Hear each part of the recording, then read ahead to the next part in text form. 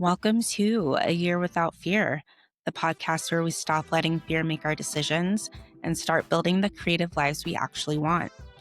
I'm your host, Bethany Morris, and over the next year, I'm going to take you along with me as I write a novel, attempt to turn content creation into my full-time career, and confront my deepest, darkest fears. Today, I wanted to talk about the fear of being vulnerable and going off of script. So last year I did a 30 days of TikTok challenge.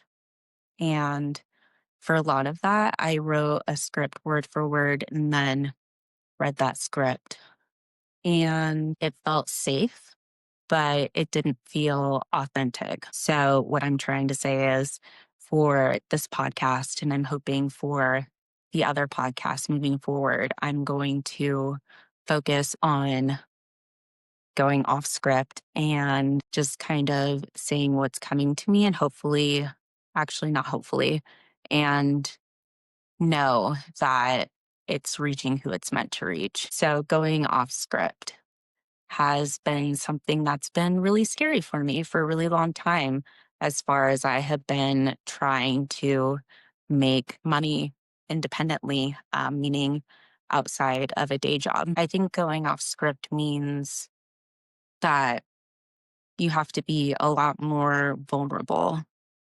And I think that when you're vulnerable, especially on social media or in writing your artistic work, just putting yourself out there in general, I think that vulnerability equals visibility.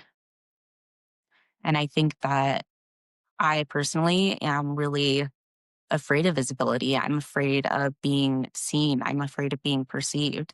And I think that's because for so long, I was trying to be this like perfect person, this perfect girl, this perfect woman.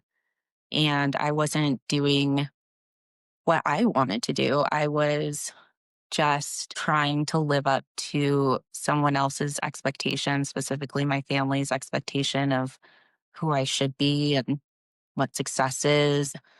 So I think that vulnerability on social media means that you have to be comfortable with being seen and being visible. I think this is my first attempt into really leaning into not who I want to become, but who I already am. And I am a successful content creator. I am a successful writer. I am a successful podcaster. I am a successful YouTuber, right? I'm tired of saying that it's just around the corner. It's going to happen really soon. Just wait, just wait, just wait. I'm really tired of saying that. I am ready to jump into who I'm supposed to be and stop waiting. I'm tired of playing a role that no longer aligns with me. I'm tired of people pleasing. I'm tired of chasing after men. I'm tired of not using my voice. I want to live in a world where when you say that you want to be seen, or when you say that you want to be perceived because you just know that you're supposed to be deep in your soul, that it was accepted. Because I think going back to vulnerability, I listened to a podcast with Lord, and it was when she lost her voice and she was just dancing on stage. And Mark Maron was interviewing her and he asked her about that. And she said something to the effect of, I think people are just uncomfortable with experiencing joy. And I think that's so true. To be vulnerable, you kind of have to have hope in a way.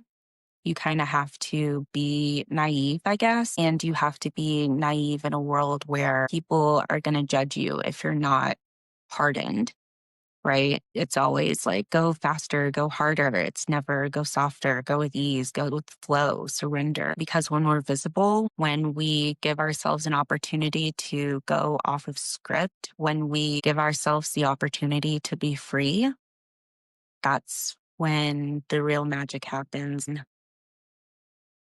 Mm, that's when all your manifestations are going to happen, is when you can just be yourself. And what I mean by be yourself is be the self you were as a child. I recently wrote down all of my childhood dreams that I had that I remember, and I'm sure you remember too, right? It's like very vivid when you're that age, like what you want from life. So I got curious about what it would feel like to go after those goals again. And it turns out it feels really good. It feels really sweet because I think being visible, going off script means that you are just stepping into the version of yourself that you're supposed to be. But this time, it doesn't feel like I'm stepping into a role that I'm playing. It feels like I'm stepping into myself. It feels like just knowing that I'm doing exactly what I'm supposed to be doing, exactly when I'm supposed to be doing it. And that feels really, really sweet. That was definitely a different episode than last time, but I hope you got something from it. And now I'm going to offer up some writing um, that I hope you enjoy. So stay tuned for that. This is called But My Daughter. If I had a daughter, I would teach her to run as far away from politeness as possible, as if it was an explicit in disguise. I would tell her that every time I was polite at the expense of expressing myself, it didn't chip away at, but violently shoved a piece of myself down. It strangled me. And the thing about being strangled is that it's slow. The most insidious things are. They sneak up on you, never revealing their true intention until you're already in their grasp, and by then it's too late. Each time I strangled myself in order to shapeshift into the version of me I thought someone else wanted me to be, I was telling myself that I, the type B artist whose apartment is always messy and who is just a bit disorganized and who can't do the dishes in a timely manner to save her life, that I was not worthy of being heard, that my ideas were too small, or worse, that they were too big. If I had a daughter, I would tell her that the only art worth perfecting is the art of being yourself. I would tell her that the world wants her to strive to be anything but, that it wants her to be fixated on sucking her stomach in and saying the right thing all the time and always striving towards but never attaining happiness because it feeds off your smallness. But my daughter, you are anything but small. Your being is so expansive that you cannot conceive of the feats you can conquer. But my daughter, you are so beautiful that you are blinded by your own light of infinite potential. But my daughter, you are so worthy of love that your heart will break 1,000,000 times before you find what you're looking for. The entire time was yourself. If I had a daughter, I would tell her, my darling, be free.